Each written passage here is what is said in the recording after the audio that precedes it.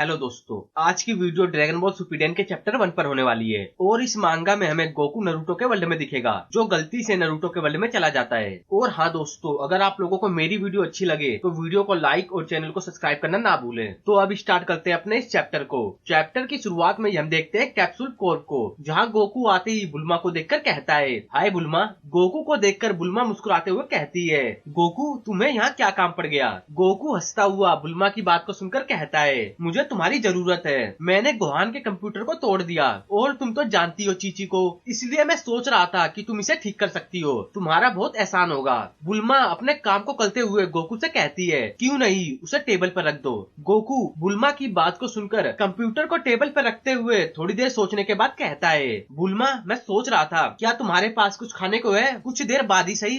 बुल्मा Goku की बात को सुनकर ऐठते हुए कहती है, गोकू तुम हमसे यहाँ मिलने आए हो कि यहाँ खाने के लिए आए हो। गोकू बुल्मा की बात को सुनकर थोड़ा सा डर जाता है। तब बुल्मा दोबारा कहती है, वैसे तुम सही समय पर आए हो, हम कुछ देर में खाना खाने चलेंगे। तब गोकू बुल्मा को काम करते देख उससे पूछता है, वैसे तुम अभी क्या कर रही हो। तब बुल्मा कहती है, एक डायमेंशन मशीन पर काम कर रही हूँ। गोकू उसकी बात को सुनकर कहता है, यह किस काम के लिए है। बुल्मा गोकू को बताते हुए कहती है, यह दूसरे डायमेंशन को खोलने की मशीन है। तब गोकू उससे दोबारा कहता है, तुम इस मशीन से क्या करोगी। बुल्मा गोकू की बात को सुनकर कहती है, मैं इसका क्या करूंगी। और कुछ देर सोचने के बाद वह दोबारा कहती है, इसका मैं क्या करूंगी, इस डायमेंशन मशीन का। इतना कहकर वह दोबारा सोचने लगती है कि इस मशीन को मैं किस लिए यूज करूंगी। बुल्मा को कंफ्यूज देखकर गोकू भी कंफ्यूज होते हुए कहता है, तुम इस मशीन को बना रही हो बिना कुछ सोचे समझे कि तुम इसका क्या करोगी। तब बुल्मा गुस्सा होते हुए कहती है, बहुत अजीब है, क्या मैंने तुमसे कुछ पूछा। यहाँ से जाओ और किसी और को पकाओ, जाओ वेजिटा ऊपर है। बुल्मा को गुस्सा होता देख गोकू डरा हुआ वहाँ से ऊपर की तरफ जाने लगता है और सीढ़ियों पर चढ़ते चढ़ते कहता है, यो वेजी वेजी वेजी कहाँ हो तुम।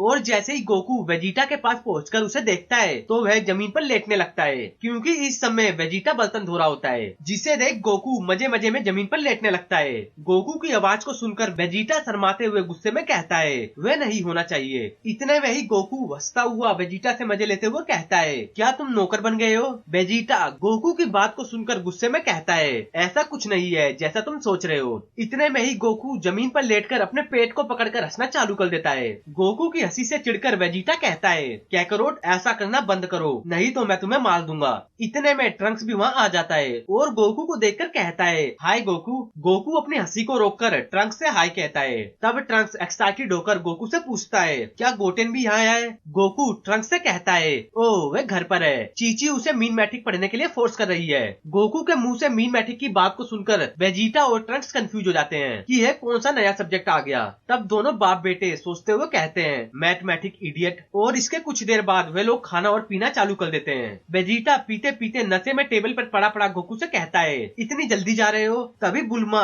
फुल नशे में कहती है, चलो ठीक है, तुम्हारा कंप्यूटर ठीक हो चुका है और वह सीढ़ियों के नीचे है। तब गोकू भी नशे नशे में वहाँ से जाते हुए कहता है, थैंक्स और बाय, आज की शाम बहुत अच्छी थी। इतना कहकर वह सीढ़ियों से नीचे हिलता हिलता जाते हुए कहता है, ओह मैन, आज तो यह दारू मुझे मार देगी। और जैसे तैसे वह नीचे उतरकर अपने कंप्यूटर को उठाते हुए कहता है, चलो अब घर चलना चाहिए। बुल्मा की लैब से बाहर निकलते हुए डायमेंशन मशीन को देखकर गोकू कहता है, ओह इसे देखो, इसका कलर कितना अच्छा है और कितनी प्यारी डायमेंशन मशीन है। इतना कहकर गोकू अपने अंदर कुछ फील करते हुए कहता है, मुझे कुछ अजीब लग रहा है। और इसके कुछ सेकंड में ही गोकू ज्यादा पीने के कारण उल्टियां करना चालू कर देता है, जो सीधा डायमेंशन मशीन पर जाके गिरती है, जिसके कारण डायमेंशन मशीन ऑन हो जाती है। जिसे देख गोकू कहता है, ओह चिंगारियां, मुझे बिजली की चिंगारियां पसंद है। और तभी मशीन में बहुत तेज रोशनी होना स्टार्ट हो जाती है, जिसके कारण गोकू टेलीपोर्ट होकर एक अलग सी जगह बेहोश पड़ा होता है और यह जगह नरूटो का वर्ल्ड होता है। तब हम देखते हैं गोकू को, जो सुबह उठते हुए अपने सर को पकड़कर कहता है, ओह सर में कितना दर्द हो रहा है, मास्टर रोसी दारू को इतना मजे लेकर कैसे पीते हैं। तभी अचानक से गोकू चिल्लाते हुए कहता है, नो कंप्यूटर। इतना कहकर वह रोते हुए कंप्यूटर को रेत से बाहर निकालते हुए कहता है, चीची मेरे खाने पर बैन लगा देगी, कम से कम 1 महीने के लिए।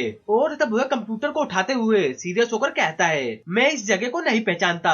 इतना कहकर गोकू फ्लाइंग निम्बस को बुलाने लगता है, लेकिन फ्लाइंग निम्बस को ना आता हुआ देख गोकू कंफ्यूज होकर कहता है, आमतौर पर वह मुझे कहीं भी ढूंढ लेता है, इसलिए अब मुझे आसपास पूछना चाहिए। इतना कहकर गोकू वहाँ से निकल पड़ता है। इतने में ही हम आकात्सुकी के 2 टीम मेंबर को देखते हैं जो जंगल में घूम रहे होते हैं। तभी उनमें से एक बंदा जिसका नाम हिडेन होता है, वह अपने दूसरे साथी ककूजू से कहता है, ककूजू क्या मैं एक और प्रार्थना कर सकता हूँ? ककूजू अपने साथी हिडेन की बात को सुनकर कहता है, नहीं, तुम्हारी स्टूपिड सेरेमनी में बहुत टाइम लगता है। ककूजू की बात को सुनकर हिडेन नाराज होते हुए कहता है, जैसिन के लिए तुम इतना मतलबी कैसे हो सकते हो? इतने में ही ककूजू कहता है, चुप हो जाओ, मैं इसके बारे में बात नहीं करना चाहता। तभी ककूजू गोकू को फील करते हुए सोचता है, कितना अजीब चक्रा है। हिडेन क्या तुम भी? हिडेन ककूजू की बात को सुनकर कहता है, हाँ मैंने भी नोटिस किया, और वह इस कोरे के पीछे है। अगर वह जासूस हुआ तो कूनेस जहर उसके लिए काफी होगा। इतना कहकर ककूजू गोकू को बिना देखे उस पर कूनेस ब्लेड से हमला कर देता है, और गोकू पर हमला करने के बाद वे लोग यह सोचकर वहाँ से जाने लगते हैं कि उन्होंने उस जासूस को खत्म कर दिया।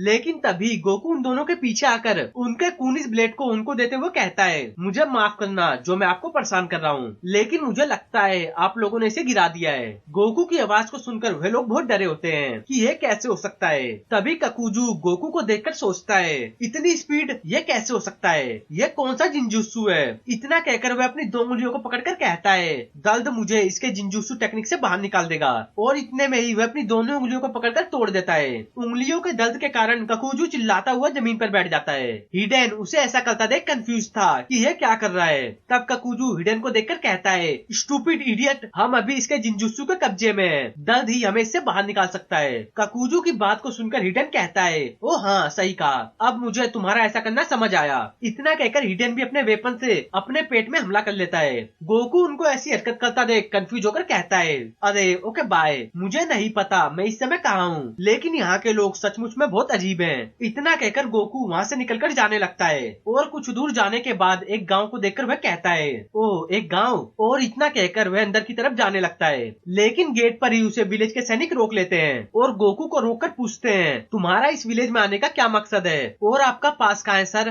गोकू उन लोगों की बात को सुनकर कंफ्यूज होते हुए कहता है, मेरे पास कोई पास नहीं है, मैं बस यहाँ कुछ खाने के लिए आया हूँ। गोकू की बात को सुनकर वह लोग कंफ्यूज होते हुए सोचते हैं, ऐसा लगता है इस बंदे के अंदर दिमाग नहीं है, या तो हो सकता है यह कोई जासूस है। इतना सोचने के बाद उन सैनिकों का लीडर गोकू से कहता है, मुझे माफ करना, लेकिन बिना पास के हम तुम्हें अंदर नहीं जाने दे सकते। तब गोकू उनसे कहता है, ओह ऐसी बात है, क्या मैं आपसे एक क्वेश्चन पूछ सकता हूँ? इतने में ही उनमें से एक बंदा गोकू पर अटैक करने के लिए तैयार हो जाता है, और तब वह गोकू से कहता है, मुझे पता था तुम यहाँ इस विलेज के अंदर की जानकारी इकट्ठा करने आए हो, तुम एक जासूस हो। इतना कहकर वह अपने बाकी सभी सैनिकों से कहता है, इसे पकड़ लो। अपने लीडर की बात को सुनकर सभी सैनिक गोकू पर अटैक करने के लिए तैयार हो जाते हैं। गोकू उनको देखते ही कहता है, क्या? तभी वे सैनिक गोकू पर अटैक करना स्टार्ट कर देते हैं। तब गोकू उनसे दोबारा कहता है, मैं यहाँ कोई प्रॉब्लम खड़ी करने नहीं आया हूँ। इतना कहकर गोकू विलेज के अंदर जाने वाले रास्ते को देखकर कहता है, मैं बस इस शहर के अंदर जाना चाहता हूँ। और अभी भी सभी सैनिक गोकू पर लगातार अटैक कर रहे होते हैं, लेकिन सभी अटैक गोकू के सामने फेल थे, क्योंकि गोकू उन सभी के अटैक को बहुत आसानी से हैंडल कर रहा होता है। तब गोकू उनके हमलों से बचता बचता कहता है, मैं वहाँ से अपना रास्ता खुद ढूंढ लूंगा।